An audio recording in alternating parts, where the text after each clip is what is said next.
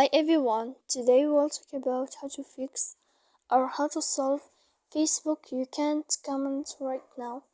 To know how to fix or how to solve Facebook you can't comment right now, you should just go to settings like this. We click. After that, in this page we go to apps, default apps, app settings.